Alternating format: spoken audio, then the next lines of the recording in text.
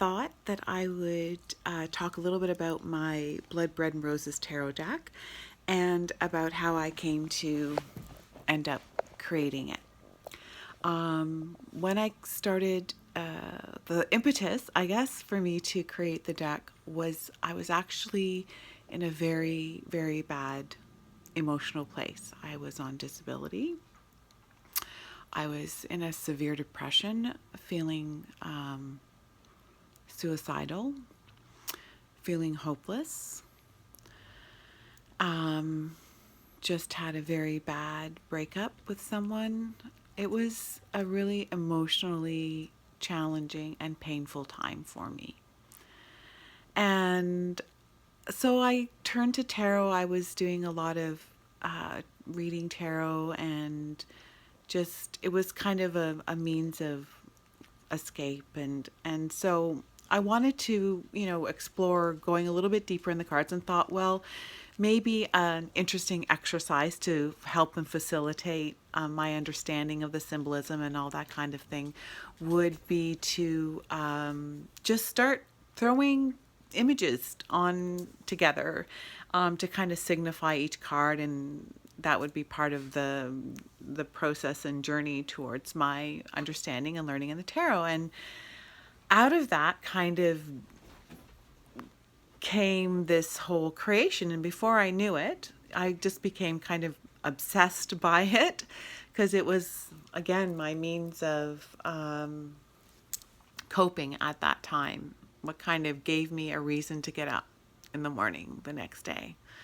Okay, the next card, let's see, and sort of immerse myself in that. If I could think about that, I wouldn't have to think about other things. And also, what came out of it was, with each card, it was also infused with a lot of the feelings and the emotions and my perspective of my life and of how I was feeling at that time. So consequently, there are some cards that are really quite intense in terms of their imagery, and maybe have a more of a darker slant to it. I didn't It's kind of an interesting situation, because on the one hand, I wanted to be kind of true to the Rider-Waite-Smith symbolism, so I tried to kind of stay close to that, but I also wanted to be true to who I was at that time and the emotions that I was feeling at that time. So some of the cards are dark and have a really painful message to them. And it's interesting because I can kind of look back at the deck now, because it really feels to me in a lot of ways like a snapshot of that time, and in some ways a means of closure, because it was a real healing process. Just doing that was also a means to kind of get a lot of stuff out. So in the process of doing that and really kind of taking on board the messages and the meaning of each card, and the lessons inherent in each card in the whole creation process, because I believe creation and creating and art is a really therapeutic thing, that it was so integral, I think, to kind of shifting my energy and my growth and where I was going and how I was feeling. And so, by the time I was done, I was could really see a significant degree of change in myself, in my life, in my outlook, and in how I was.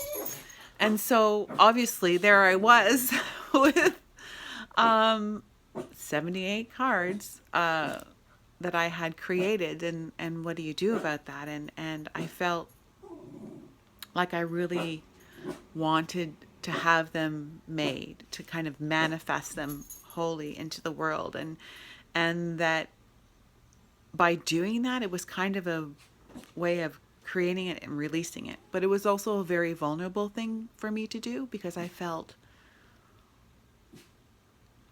that I was really exposing myself in a lot of ways, which I think that's what art is. It's exposing yourself, and that's a very difficult and vulnerable place to be in. when you do that. So, but I did. I had some money from my father's passing. My parents have both passed away. And so I just, without really thinking too much about it, got them created and released them into the world. So that's almost a year ago now. The decks, when I started the process of getting them printed up, and they arrived last September, and more struggles and issues. And the deck itself is challenging and flawed, and there were struggles even with that. One of the cards got missed, so I had to get that printed up afterwards, and consequently it's the deck, when you get it, is not entirely complete. It comes with an envelope with the missing card. So, but there's also, that was so horrible and humiliating. And I think I do have some videos about that whole experience. But when I think about it, as much as it is an annoyance to me and a frustration that happened, in a way, it's almost apropos, because I feel sometimes very incomplete and a little broken. And that Four of Cups card that is in that envelope that arrives separate is almost an interesting, metaphor for me and the whole experience and everything. So it's an incomplete deck that needed a little help and support in the end. So yeah, that just kind of occurred to me just now to look at it that way, because trust me, at the time I was like having panic attacks, and it was a really horrible emotional thing. In fact, the whole thing about creating a death, it is kind of in essence like giving birth to a certain degree, because there are trials and tribulations and frustrations. And so in as much as I wish that that it was perfect, I guess I don't really wish I wouldn't change anything, because there is a perfection in its subtle imperfections, so to speak, because it is imperfect and flawed in some ways, like me.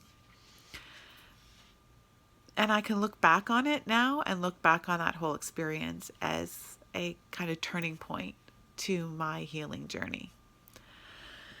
So this was really random and very out of the blue, and I'm not sure that I entirely talked about this yet. I think I've shared maybe this to other people in my life and in some of the groups I'm in, but I'm just sort of putting that out there to the world. So that is the creation story to my Blood, Bread, and Roses tarot. And yeah, so each card is, just remember, each card is infused with a great deal of turbulent emotion. And so I feel like there's a magic in that. There's a magic in that when you are creating something, and while you're doing it, you are roiling with these intense and bubbling emotions that just